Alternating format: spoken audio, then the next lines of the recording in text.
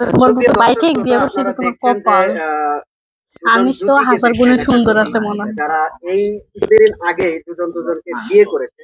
আসলে কিভাবে বিয়ে ঘুমানো করলো তা হ্যাঁ। আপনাদের কাছে জানানোর জন্য আজকে তাদের সামনে এসেছি।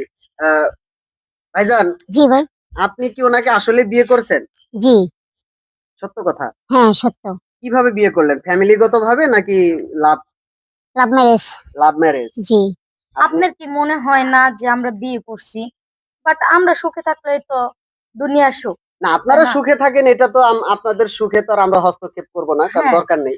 কারণ কিন্তু এই যে আপনার সাথে উচ্চতার যে একটা গ্যাপ, এই গ্যাপটা আসলে কিভাবে মেনে নিলেন? আচ্ছা আমি বলি, মানুষে কানা ন্যাংরা বিয়ে করে না, আচ্ছা, কোন কারণে?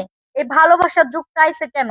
ভালোবাসা মন থেকে যাকে ভালোবাসা যায় তাকে পাইতেই হয়, না পাইলে মনে করেন সে মানুষটা চলতে পারে না। বাট ওকে আমি মন থেকে ভালোবাসি, তাই ওকে আমি বলছি তুমি আমাকে বিয়ে করে ফেলো। ও বিয়ে করছে, ও সংসার করবে, ও নিয়ে খাবে। আপনার তো মনে করেন সমস্যা না, বা আমি সংসার করব, আমি বিয়ে করব, আমি নিয়ে খাবো আমার হাজবেন্ড, তাই হুম, না?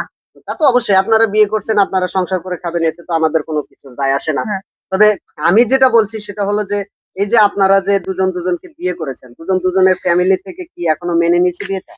বিয়ে মেনে নেক না না নেক আমি অত কিছু জানি না। আমার বাবা মারে ডাইরেক্ট বলছি ওকে আমি ভালোবাসি, ওকে ছেড়ে আমি এক বিন্দু নড়বো না।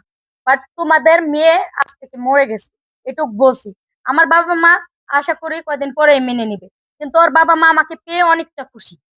তাই না? আচ্ছা, আপনার আপনার যে আহ, ভালোবেসে যে বিয়ে করেছেন, প্রথম ভালোবাসার কথাটা কে বলেছে? বাট দুজনেই মানে একসাথে, ও আমাকে পছন্দ করতো, আমি ওকে আমি পছন্দ পছন্দ করতাম। করতাম। মানে আপনি আপনি আগে বলেছিলেন যে ভালোবাসি। জি, ও আর আমি একসাথে মানে স্কুলে আপনার আর থাকতাম। ওনার বয়সের কতটা ডিফারেন্স? একই সেম, প্রায় 1-2 বছরের ছোট বড় আমরা। আচ্ছা, আপনার উচ্চতা বাড়ার না কারণ, যে আপনার উচ্চতা যে বাড়ে নাই, এটার কারণ কি?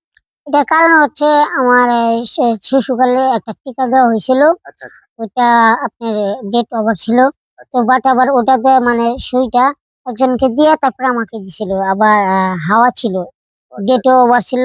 তো এই কারণে আমার কিছুক্ষণ পরে পাটা ইনফেকশন হয়ে গেছিল। হ্যাঁ, ওই কারণে আর পারিনি আর। এটা হলো ডাক্তারের অসচেতনার কারণে, আহ, অসচেতন হওয়ার কারণে আচ্ছা এই কাজটা হয়েছে। ভাই, তো আমি যাই একটা হোক, কথা বলি। আমরা প্রত্যেকটা ডাক্তারের প্রতি সম্মান রেখে বলছি যে আপনারা যারা টিকা দান করেন, তারা এই যে দেখেন এই মানুষটাকে, আপনার একটা ভুল টিকার কারণে তার উচ্চতা এখন আর বাড়ছে না, এটা আপনারা একটু খেয়াল রাখার চেষ্টা করবেন।